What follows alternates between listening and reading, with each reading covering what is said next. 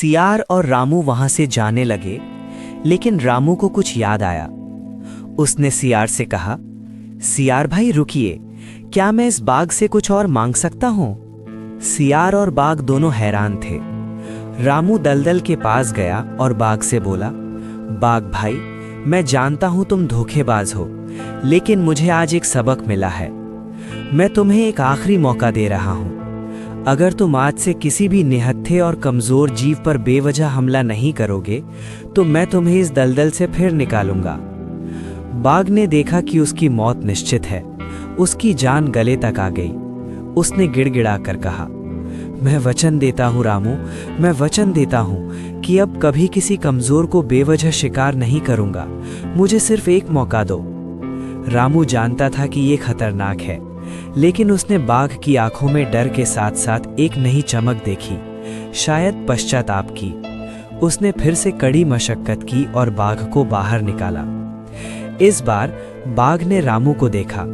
उसकी आंखों में पहले जैसा लालच नहीं था। वो बिना कुछ कहे जंगल की गहराई में चला गया, मानो अपनी नई राह पर निकल पड़ा हो। रामू जानता था कि उसने एक बड़ा जोखिम लिया है, लेकिन उसके दिल को अद्भुत शांति मिली। अगले दिन जब रामू जंगल में लकड़ी काटने गया तो उसे एक नया अनुभव हुआ। जिन पेड़ों पर वो चढ़ता था उनकी टहनियां ज्यादा मजबूत लग रही थी। एक चिड़िया उसके कंधे पर आकर बैठी और चहचहाने लगी, मानो उसे धन्यवाद दे रही हो। राधा ने जब रामू की आप बीती सुनी तो पहले तो वो नाराज हुई। तुमने उस धोखेबाज पर फिर भरोसा किया? रामू ने मुस्कुराते हुए कहा, राधा, कभी कभी हमें बुराई को भी एक मौका देना चाहिए ताकि वो अच्छाई में बदल सके। आज मैंने सीखा कि असली शक्ति बदला लेने में नहीं, बल्कि माफ करने और बदलने का अवसर देने में है। सच्चा न्याय सिर्फ सजा देने में नहीं, बल्कि हृदय परिवर्तन में भी हो सकता है। उस दिन के बाद चंदनपुर के जंगल में अजीब शांति छा गई। बाघ ने अपना वचन निभाया और जंगल के बाकी जीवों ने भी रामू की दया और साहस को सराहा। रामू को ये समझ आ गया कि कृतज्ञता का बीज बोने से कभी कभी सबसे कठिन हृदय भी बदल जाते हैं, और ये सबक उसे जीवन भर याद रहा। रामू और बाघ की उस घटना को बीते कई महीने हो गए थे।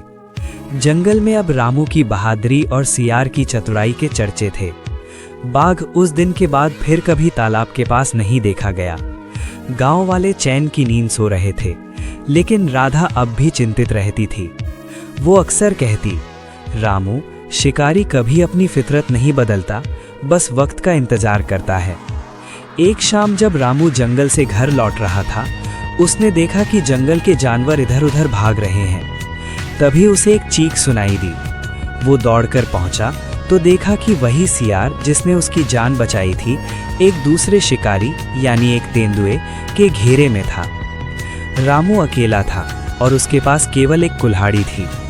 वो सियार को बचाने के लिए आगे बढ़ने ही वाला था कि झाड़ियों में से एक विशाल साया निकला। वो वही बाघ था। रामू का दिल जोर से धड़कने लगा। उसे लगा आज राधा की बात सच हो जाएगी। बाघ धीरे धीरे सियार और तेंदुए की ओर बढ़ा। तेंदुए ने जैसे ही सियार पर छलांग लगाई, बाघ ने बीच में आकर एक ऐसी भयानक दहाड़ मारी कि पूरा जंगल कांप उठा। तेंदुआ जड़ के मारे दुम दबाकर भाग गया। सियार थरथर कांप रहा था। बाघ अब धीरे से मुड़ा और उसकी नजर रामू पर पड़ी। रामू ने अपनी कुल्हाड़ी कस के पकड़ ली। बाघ धीरे धीरे रामू के पास आया। रामू की आंखों में डर था, लेकिन बाघ की आंखों में एक अजीब सी गहराई थी। बाघ ने अपना सिर झुकाया और धीमी आवाज में बोला, डरो मत रामू, उस दिन दलदल से तुमने सिर्फ मेरा शरीर नहीं निकाला था, बल्कि मेरे अंदर सो रही इंसानियत को भी बाहर निकाला था। मैंने कसम खाई थी कि मैं किसी निर्दोष को नुकसान नहीं पहुंचाऊंगा, और आज मैंने अपना वचन निभाया। सियार ने राहत की सांस ली और कहा, रामू भाई, मुझे लगा था आज मेरा अंत निश्चित है। बाघ ने रामू को एक चेतावनी दी, रामू, जंगल के दूसरे शिकारी और गांव के कुछ लालची शिकारी एक साथ मिलकर इस जंगल को तबाह करने की योजना बना रहे हैं। वे मुझे भी मारना चाहते हैं, क्योंकि अब मैं उनके रास्ते का पत्थर बन गया हूँ। क्या तुम मेरा साथ दोगे? रामू को अब समझ आया कि बाघ सुधरा ही नहीं था, बल्कि वो अब जंगल का असली रक्षक बन गया था। रामू ने मुस्कुराते हुए अपना हाथ बाघ के विशाल पंजे के पास रखा और कहा, हम मिलकर इस जंगल को बचाएंगे। तभी झाड़ियों के पीछे से कुछ शिकारी निकले। उनके हाथों में जाल और बंदूकें थीं, लेकिन वे शिकारी नहीं थे। वे गांव के ही कुछ लोग थे जिनका नेतृत्व रामू का पड़ोसी धनीराम कर रहा था, जो रामू की प्रसिद्धि से जलता था। शिकारी चिल्लाया, देखा, हमने कहा था ना कि रामू इस आदमखोर बाघ के साथ मिला हुआ है। इसे भी बाघ के साथ ही सजा मिलनी चाहिए। शिकारियों के घेरे के बीच रामू और बाघ खड़े थे। रामू का पड़ोसी धनीराम हाथ में मशाल लिए चिल्लाया, देखो गांव वालों, ये लकड़हारा जिसे तुम नेक समझते हो, इस आदमखोर बाघ के साथ दोस्ती गांठ रहा है। ये बाघ को हमारे पशुओं का रास्ता दिखाता होगा। बाघ के शरीर में सिहरन हुई। उसने दहाड़ने के लिए मुंह खोला ही था कि रामू ने उसके कंधे पर हाथ रख दिया। रामू ने शांति से कहा, शांत रहो दोस्त, अगर तुम आज दहाड़े तो इनकी बात सच साबित हो जाएगी। रामू आगे बढ़ा और निडर होकर धनीराम की आंखों में आंखें डालकर बोला, धनीराम जी, ये बंदूकें जाल जानवरों के लिए नहीं बल्कि आपके लालच के लिए है। जिस बाघ ने आज एक सियार की जान बचाई, वो आदमखोर कैसे हो सकता है? धनीराम हंसा, साक्ष्य कहाँ है रामू? यहाँ तो सिर्फ तुम और ये जानवर हैं। तभी अचानक जंगल के अंधेरे से आवाजें आने लगी। वही बूढ़ी गाय जिसे रामू ने पहले बचाया था, धीरे धीरे बाहर आई। उसके पीछे वही सियार और कई अन्य जानवर थे। सियार ने सरपंच को, जो भीड़ के पीछे खड़े थे, रास्ता दिखाते हुए वहां तक पहुंचाया था। सियार ने अपनी आवाज में चीखते हुए सरपंच का ध्यान उस गड्ढे की तरफ खींचा जहां धनीराम ने पहले से ही अवैध जाल बिछा रखे थे। सरपंच ने देखा कि धनीराम के आदमियों के पास न केवल बंदूकें थीं, बल्कि दुर्लभ जानवरों की खालें भी छिपी हुई थीं। सरपंच गरज कर बोले, धनीराम, रामू सही कह रहा है, तुम जंगल के रक्षक नहीं भक्षक हो। धनीराम ने हार न मानते हुए अपनी बंदूक रामू की ओर तानी। अगर मैं हारूंगा तो रामू भी नहीं बचेगा। उसने ट्रिगर दबाया।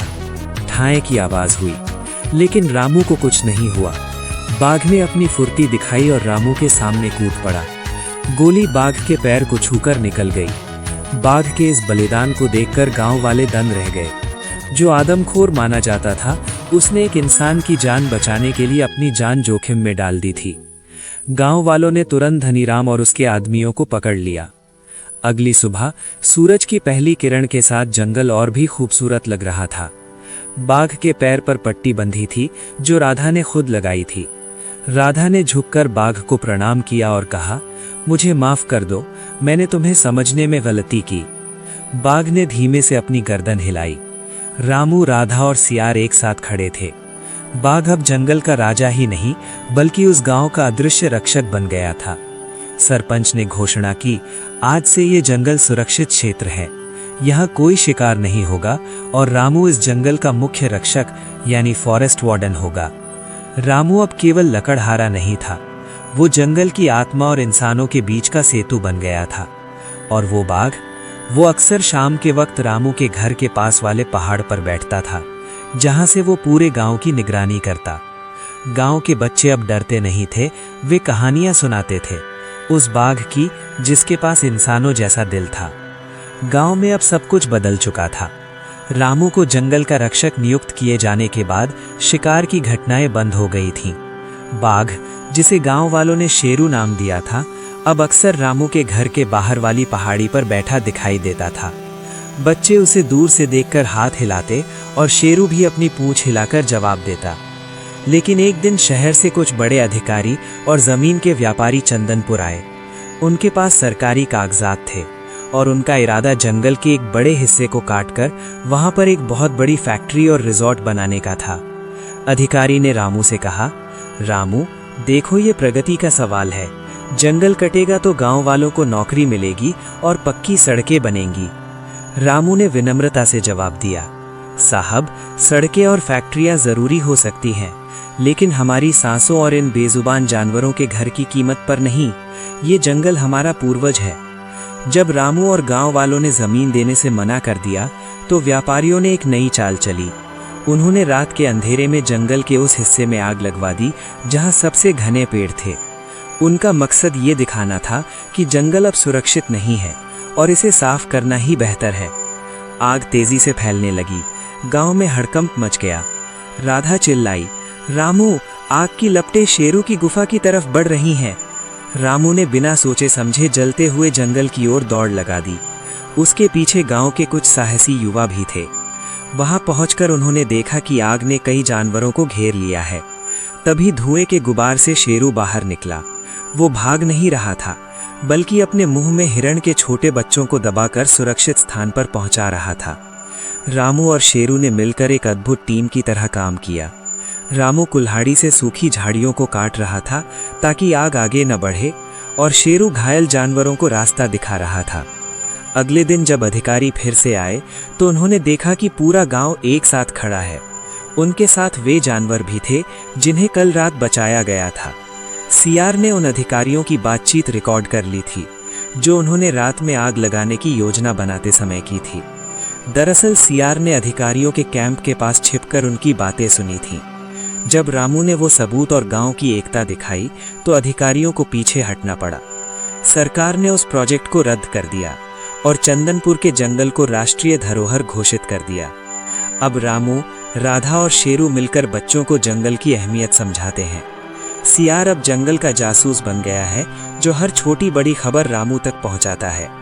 कहानी का अंत एक गहरा संदेश देता है।